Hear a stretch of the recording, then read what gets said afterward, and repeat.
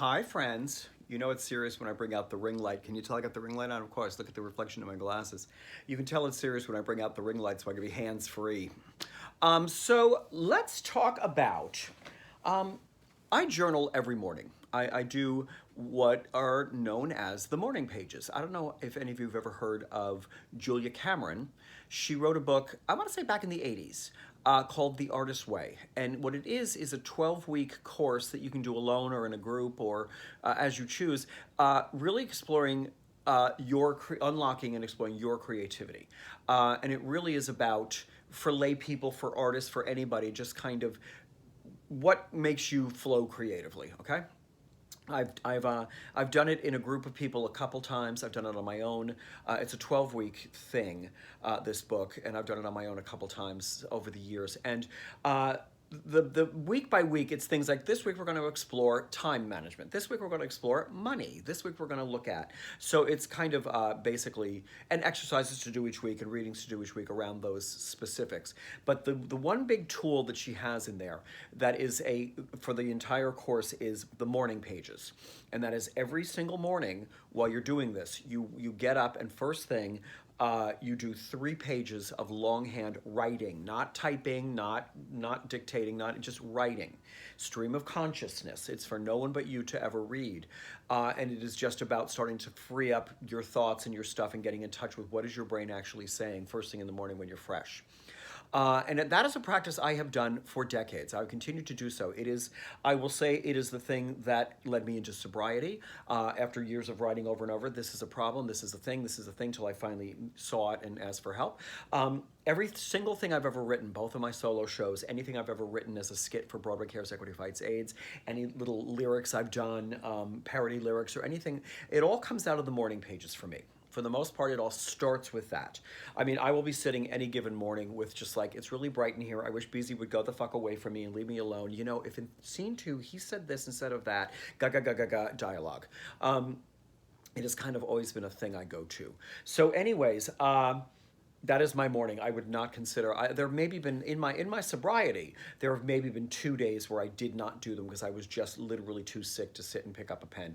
I've done them in airports. I've done them on transport to airports. I've done them in hotel rooms. I've done them in my parents' house in Virginia and every place else on the earth that I've ever been. I will step away from everyone else and do my morning pages while I have my coffee. That's a thing. And at this point, if I showed you the pad, you'd think Billy's an insane person. You might think that already. It is scribble. It's not even words you can decipher at this point because it's just my brain talking. And I realized for me also, it has become over the years, it's me talking to my higher power. We're having a dialogue. I'm using the steps of my recovery program to really also go over, you know, last night at work when she said that, it really upset me. Well, what's my part in that? And blah, blah. It can be all the things. So to me, it doesn't need to be legible. It's just scribble. I'm just making the ink, the pen move across the page and let the ink flow out.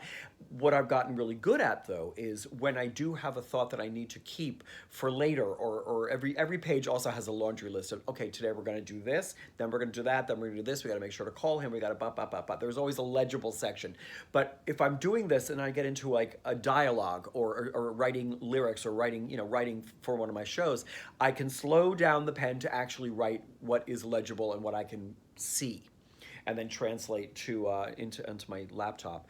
So anyways, the point being, as you're going to get so sick of hearing about, we're doing Prince Charming, You're Late again, starting with this single performance on March 22nd here in Manhattan, which is our warm-up before the actual run we're going to do. Oh my God, we're doing a run. Someone's producing a run in end of June into July. So while my director and I have been sitting with it, we haven't touched this thing in 2 years. Really, what works, what doesn't? We've done it a couple times only, but let's re-examine this. And in a nutshell, Prince Charming, You're Late is the story about my fixation and obsession with Prince Charming from fairy tales and how I've always since childhood wanted him to show up on a big white horse and rescue me from my life. And how over the years in my life, I've met many imposter princes and kind of, made them into dreamy princes for me in fantasy. And how once upon a time, I met an actual honest to God Prince Charming on a show I was dressing on Broadway.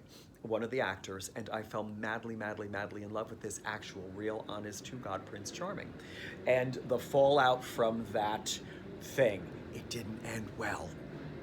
So that is the story of Prince Charming, You're Late. Do you hear a motorcycle gang outside? I think my date is here. Prince Charming, is that you? Dang. Anyway, the point. My director was talking to me about, the version that we've been working with and saying, one of the things that I think you need to beef up a little bit is the talk about what you do backstage in your backstage life and your job. Because I talk about being a dresser on Broadway, but I don't really dive into it. And for an audience that doesn't know me and know what I do with my career, that might be a little vague. So I was like, I don't even know what to do with that or where it would go in the script or what. I hate the idea of changing anything in my scripts. Once we've got it settled, I'm like, I don't want to learn new shit. I don't have to rewrite shit. I don't want to have to edit. I don't want to. So I was sitting for a couple of weeks with, I don't even know what he means by that or what that would be or where that would go. And then one morning, out of the clear blue sky, in my morning pages, 2 pages of writing fell out. And it is intact, and with a couple of word tweaks, we have put it into the script. It fell out full-formed one morning in my morning pages. So there you go. So this is a very rare event, people, and it will not be repeated, trust me. I am going to read you this section of Prince Charming, You're Late, that fell out of me just about a couple of weeks ago. This is not a performance, people. This is a reading of my own work. So if I'm terrible, it's because I haven't rehearsed this and gotten this in my mouth. I'm in the process of every day trying to remember this 70-minute monologue of mine. Okay, so here we go. Prince Charming is all mine tonight.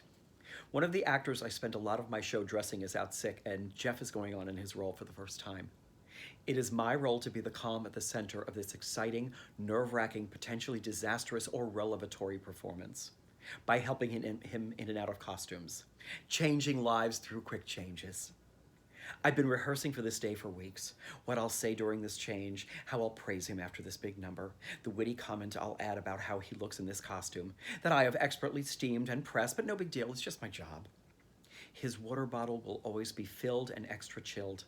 Our fingers will touch as I pass it to him, and then he passes it back to me before smiling that smile and turning to step into the bright lights. I'll listen to him speaking and singing. I always get overwhelmed by my own work. My director hates this part, that I do this over and over. I'm getting it together, people. Okay, before he steps into the bright lights, I'll listen to him speaking and singing, hear the audience laugh and applause. I know, right? He's amazing in this role. He should be playing it all the time. Doing this together 8 times a week could feel like a marriage. The inside jokes, the things we'd share, the depths this relationship could sink to are endless. I'll happily hang up his quickly discarded semi-sweaty costumes as he dazzles the crowd. Cinderella with her lentils, dreaming of attending ball after ball. I wish I had time to get a haircut and a manicure before tonight. Should I bring him flowers? No, that's too much. I'll bring him a fresh towel. And I'll take a moment to talk through that one lightning-fast quick change so he can focus on his part, knowing I 1,000% have got his back. Well, of course, Jeff, it's what I do. It's what I do for anybody I dress, actually, but extra special just for you, my handsome prince. Now break a leg. And if you do break a leg, I'll carry you to the hospital.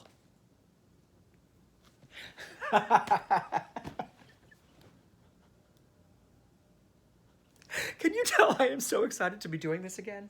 Can you tell that I'm doing this video so I can avoid sitting here with the script in my lap, memorizing line by line by line? It's daunting. But anyways, that's the gift of the morning pages to me. The ability to just have that fall out and be something like, you know what? Yeah, that's what was needed there, and I love it, and my director loves it, and I love it, and we love it, we love it. Anyway, stop distracting me. I have work to do. So anyways, there's a teaser for Prince Charming, You're Late. Details soon about this single performance on March 22nd in New York City. Details later on this run in New York City, which we are hoping to be able to do virtually, but that's my producer's concern, not mine. I have enough work to do right now, so quit distracting me, people. I have work to do. Okay. Thanks for listening. Bye.